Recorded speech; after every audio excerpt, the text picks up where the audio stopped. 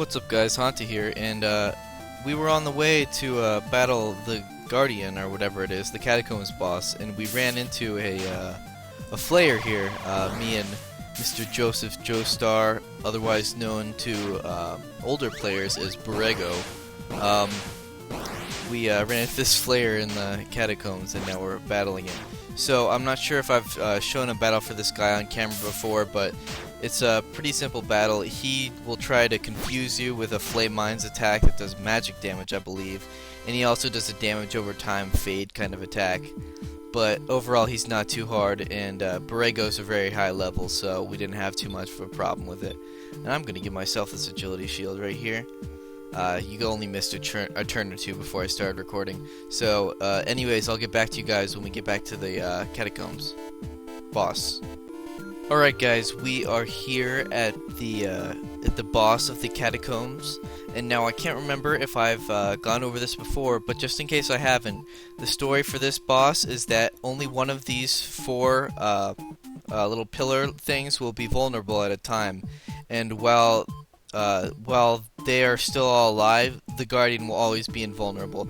So we need to find out which one of these is vulnerable and attack it until it's dead, and then the next turn a new one will be vulnerable, and we have to do that for all four of them until we can battle the Guardian. Well, meanwhile, the Guardian is healing and doing damage, and these guys do tons of damage too.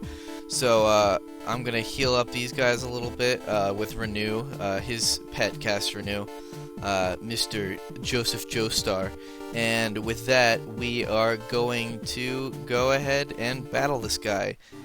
Now Borrego over here is a bit overpowered to be playing with us, if I must admit.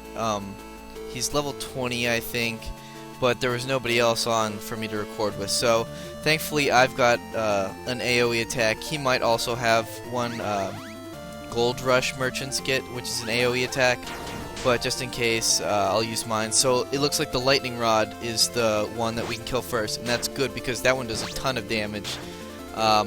These three in general, the Ice Rod, the Flame Rod, and the Lightning Rod, they do the most damage, I would say.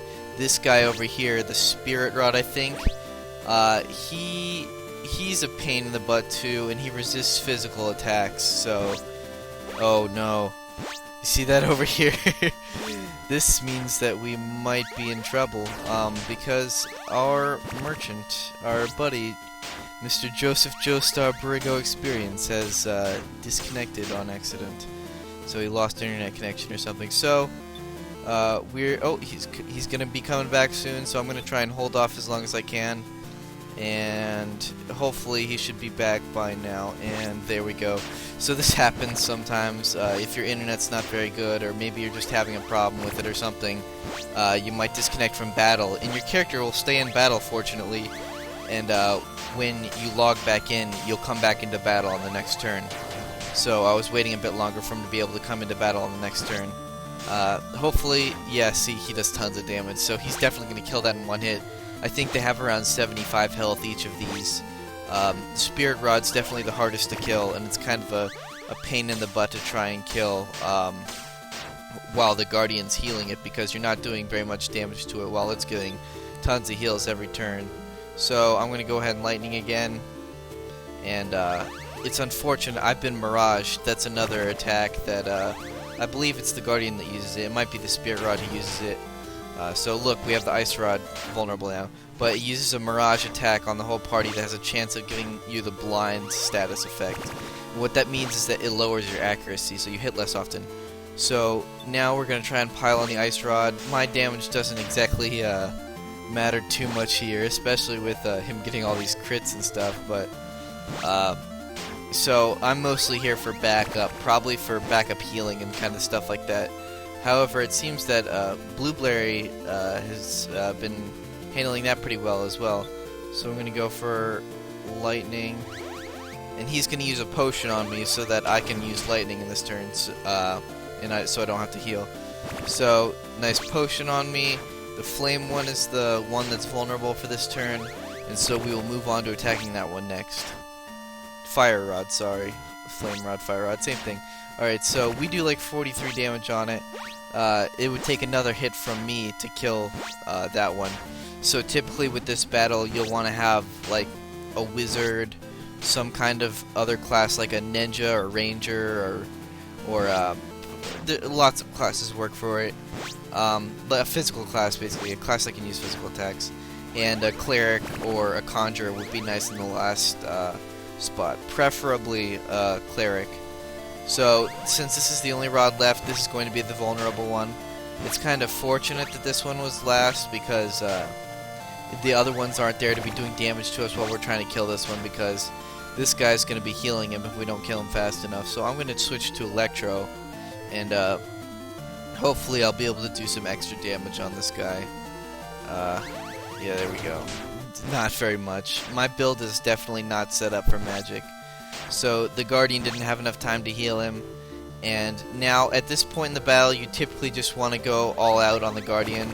I'm going to heal myself a little bit just to be careful. He's going to be doing tons of damage to the Guardian. The Guardian has a high defense, I believe, so it's better to hit him with magic attacks if you can. But since my magic attacks are so weak as it is, I'm better off just hitting him normally with normal attacks. Though, I won't be hitting him very much with the Mirage. Something you might want to do to avoid getting the Mirage is carry a blue candle item with you, and that helps you dispel the blind status effect. So I'm just, at this point, you just want to keep attacking him. Now, merchants get an ability called Confounding Blows in their skill tree, which gives you a chance of inflicting confusion upon the foe when you hit them, and that's what just happened there. So then that's a really, really nice ability to have. I recommend it on any merchant. Unfortunately, bosses usually have really high luck, or I believe it's luck that influences that, how often you get affected by confusion, and therefore they usually get rid of it fast, and they're usually not affected by it where they hurt themselves or anything. So unfortunately, he is using his healing, and it's healing faster than we can do damage, really. So we've really just got to keep on whacking at him until he runs out of magic. But that doesn't take too long. Fortunately, Blue Larry got some soften on it, so we'll be doing a bit more damage on it. And let's see, it's still got MP left, so more Heomores. You just gotta stick with it, keep going for it, and it'll go down eventually.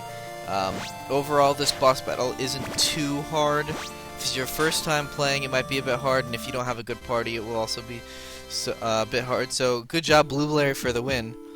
And so, now that we've beaten this boss, we can go ahead and go through this portal into future Bakia. So what is this place? So we've got the ruins of the city, some ominous track playing in the background. Oh yeah, by the way, don't forget to get this chest while you're here. It's for a quest. So we've got like a guy down here. What does he have to say? Get away. He's crazed. So I believe there's a few more individuals like him lying around here. This is kind of an interesting area to explore. It's yeah, broken man, so he's just quiet. It's a bit sad, really. There's skeletons all over the place, and an area which is obviously Bakia in the future. So we're going to head in this castle, and I believe when we do, it splits up the party. So let's see. Yeah, see, it splits up your party when you go in here, and we have a cutscene here. Thank the moon, it's a rescue party. Bakian soldier, and it's Krasus, the man we were looking for. So the portal guardian's gone. Now we have to speak to Balzac. Oh my. I'm surprised to see you alive, old man, blah blah blah. Read that if you want, I'm not gonna narrate for you. Malish. And here we have an epic cutscene. I'll be quiet for this.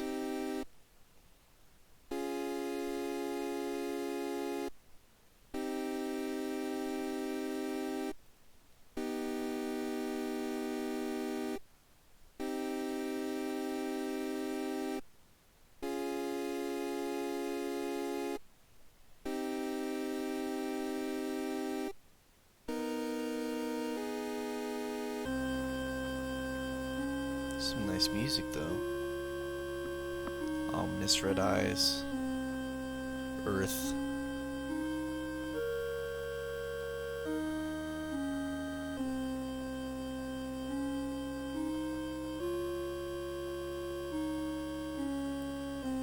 What do the Luanans have to do with the portal and catacombs? Portal wasn't a link to some sort of dark world, it was to the future. I guess I spoiled that for you guys, but whatever. A future in which our world has been destroyed. Ooh, ominous. Oh my. Not quite the blue planet anymore. Literally tore rifts open in the fabric of time. Hence the portal in the catacombs, and that's not the only portal. I do not know how the revival of Nargos is even possible. Nargos is the big evil dude, apparently. So Nargos, I guess, is our ultimate enemy. He's not in the game yet, at this point in time, though, so... revived by a man named Mardek. Mardek of Arden? King Mardek, oh. So, Mardek, I guess, is the king of a rival kingdom, and we may end up having to, encounter him. Oh my. King Bowsek, watch your mouth. General Day. Yes, sir. Rally the army, and so we've got to travel with the army onto the next destination. So, let's see. He's drafting us into the Balzacian army. Wonderful. That's exactly what I wanted. May the moon shine fortune upon us. Oh, Joseph Joestar, you silly man. So, because of the fighting chance to save the world, and speak to Captain Malik when we're ready to leave for Arden. Wish us luck in our journeys and trials to come, whatever. So, when you're ready to leave Balzacia and travel to the next area, we talk to this guy. I have got to check the time and see if we have enough to do this next little bit. So I'll be right back, guys. Alright guys, so it looks like we'll have just enough time to look at this cutscene here a little bit that's coming up, but there's a cutscene coming up, by the way, if I didn't mention that before, and then maybe explore around in the next area a bit. So we go to war! Preparations for the voyage are almost complete for Arden, whatever. Let me know when you're ready to sail, so let's finish that, and here we go. I'm gonna go ahead and X that out so we get the whole screen there. And our nice little triangular fleet. On my leash, it'll be sometime, whatever. Indeed, but she will wait for us. Full sails, Captain! So... Uh-oh. What in the name of the moon was that? Oh, I don't know. Bling, bling, bling.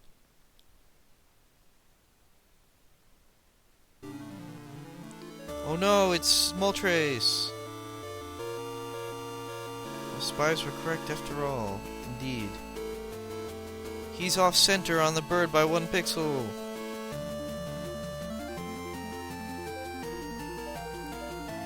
Allow me to introduce my new pet. What is it? Moltres! Oh no! We must pull back. Get a hold of yourself, man! Balzacians never say die! No, you pay the ultimate price. Oh no, it's just like Final Fantasy IV in that one part, sort of. Can you hear me? Yes, because you're text boxed on my screen. I think he's waking up. Let it be known that I hate this music. This is by far my least favorite song in the game, and it pierces my ears every single time I come here. So who is this? You were out for days. The village healer took care of us, whatever. You might want to thank her. So she... Who's the village healer? She found us. I don't know who the village healer is. There's a quest down there, apparently. And so... Let's see. This guy's got a quest. He's not the healer though, he's the elder. Piata. So we are in a town called Piata. It's a peaceful fishing village with no riches to speak of. So the moon only knows why pirates have been attacking our fishing boats lately, huh? So pressing on Arden, you've come at a bad time. The southern passage collapsed. Till it's dug out, no one is getting through. So let's finish that story quest. He does know of another path to Arden, to the mountains. To Arden through the mountains. You switch that first one around. But if you want to help, a pirate problem, Bloodbeard. So he'll give us a key to the door. Bloodbeard's base is at Dagger Cove, far to the north of Piata along the shore. So that is our next destination, is Dagger Cove. And while we're in town, let's go ahead and see what this guy wants as a quest. Chef Ivar. So he broke his spoon, and he wants us to take his sack and fill it with bark from evil stumps. So let's accept that, and we need 10 apparently. So that quest that's your basic quest around here. I believe that's the only kind of like easy peasy quest around here. There's a chest up here. That's a secret path kind of chest. I'm not sure if I know exactly how to get to it, unless I do. Oh no, would you look at that? There you go. What's in the chest? Scroll or repel. Nothing too important, especially if you're a ranger like me, because we get the spell. So, I think with that, we'll leave for today. Thank you guys for watching. By the way, Monster Ranch here, if you couldn't see that. Anyways, thanks you guys for watching. I've been getting a ton of really, really nice feedback on the series so far. Last episode, you guys decided that you wanted the chat here, so kept it there. We'll be keeping it there in the future as well. And I hope that you guys will continue to give me some great feedback and support the series, because you guys are doing an awesome job, and it's made me so happy to see all this amazing feedback I've been getting. So, for I think the third time now, thanks you guys for watching, and I will see you next time.